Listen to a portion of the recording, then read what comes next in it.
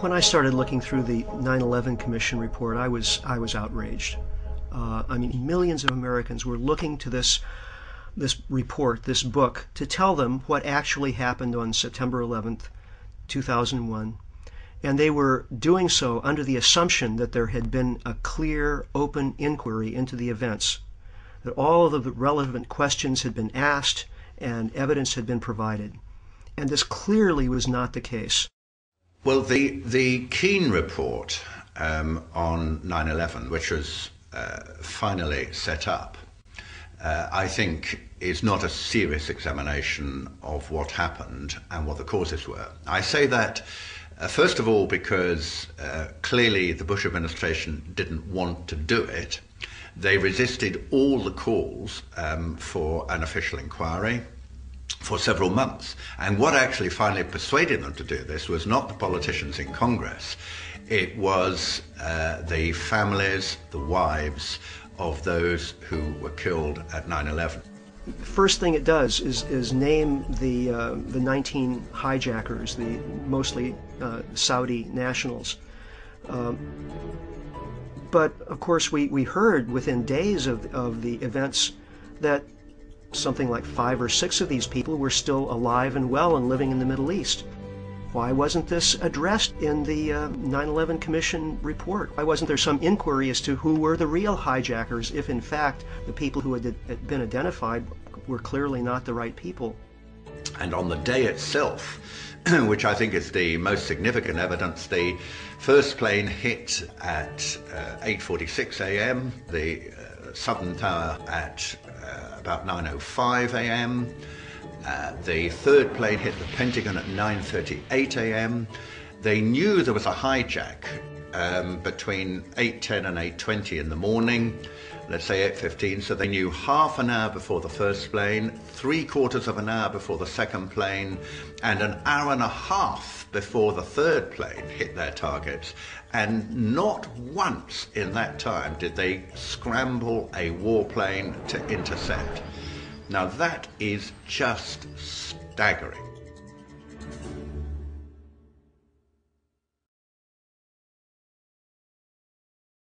First, Bush tried to stop Congress from setting up its own 9/11 investigation. It's important for us to not reveal how we collect information. That's what the enemy wants. And we're fighting an enemy. When he couldn't stop Congress, he then tried to stop an independent 9/11 commission from being formed. The president's position was a break from history. Independent investigations were launched within days of Pearl Harbor and President Kennedy's assassination. But when Congress did complete its own investigation, the Bush White House censored 28 pages of the report. The president is being pressed by all sides to declassify the report. We have given extraordinary cooperation with Chairman Keane and Hamilton.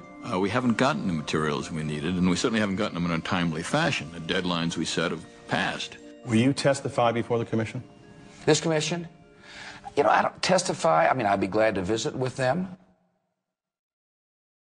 The president named a supporter, Dr. Henry Kissinger, Secretary of State in the Nixon and Ford administrations, to head the panel. He has a penchant for secrecy, which is not what's needed here. There are questions about his role in Vietnam, his role in the coup in Chile. Several family members approached Kissinger and requested a meeting at his office in New York. Prior to the meeting, Kristen Breitweiser conducted a thorough investigation of Kissinger's potential conflicts of interest. Probably much to the chagrin of some of the people in the room, Lori asked some very pointed questions. Would you have any Saudi American clients that you would like to tell us about? And he was very uncomfortable, kind of twisting and turning on the couch. And then she asked whether he had any clients by the name of bin Laden. And he just about fell off his couch. Former Secretary of State Henry Kissinger stepped down from the position Friday. We thought the meeting went well. I wouldn't want to be in the way of some of these families. I mean, they're... Kissinger was soon replaced by Tom Keene, a former New Jersey governor, and former Congressman Lee Hamilton, who had chaired the House Intelligence Committee. The president and vice president agreed to meet with the commission, but with a catch. They insisted on meeting together behind closed doors and not under oath. Mr. President, why are you and the Vice President insisting on appearing together before the 9/11 Commission? Because the 9/11 Commission wants to ask us questions. That's why we're meeting, and I look forward to meeting with them and answering their questions. Why you're appearing together rather than separately, which was their request? Because it's a good chance for both of us to answer questions that the 9/11 Commission is looking forward to asking us, and I'm looking forward to answering them. Let's see. We have to have one story, so I'll say part, and if I get it wrong, hedge a little bit and give me the next. I want to thank the chairman and vice chairman for giving us a chance to share views on different subjects.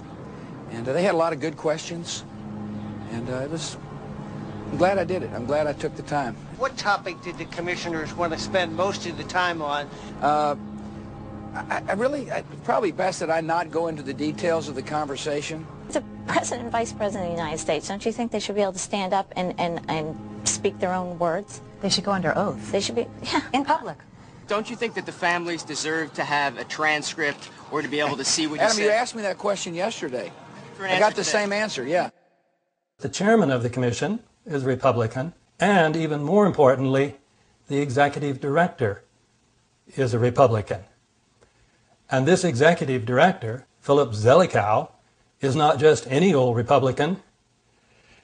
He was a member of the National Security Council of the Bush I administration, where he worked with Condoleezza Rice. Then, during the Clinton years, when the Republicans were out of office, he and Condoleezza Rice co-authored a book. And I have co-authored a book with somebody, and I know you have to be very good friends and you have to share almost all beliefs in common. He then worked for the transition team for the National Security Council for the transition between the Clinton and Bush administrations. And finally then, he was appointed to Bush's Foreign Intelligence Advisory Board. So, the commission is definitely not independent, if you mean independent from the White House, because the executive director represents the perspective of the White House. Now, why is this important? The executive director directed the work of the staff, and the staff of the commission, not the commissioners, did almost all the work. And as director of the staff, he decided which lines of inquiry were worthy to be looked into and which ones should not.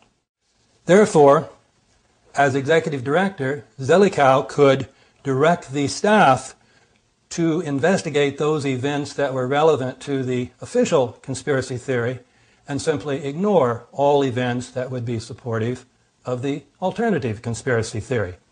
Some critics, having read the 9/11 Commission report, have called it the 9/11 Omission Report. Well, this is a good name because it systematically excludes virtually every fact supporting the alternative theory. Some people have also called it a whitewash, and it is. But this term assumes that the Commission should have investigated the White House, that is, various kinds of evidence suggesting that there was complicity by the White House.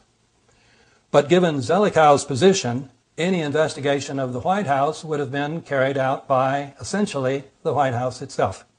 A more accurate way to put it was that as the White House's inside man on the Commission, Zelikow was in position to make sure that the White House, along with the CIA, the FBI, the Pentagon, and the Justice Department, was not investigated. Once we understand this, we will not be surprised by the Commission's omissions.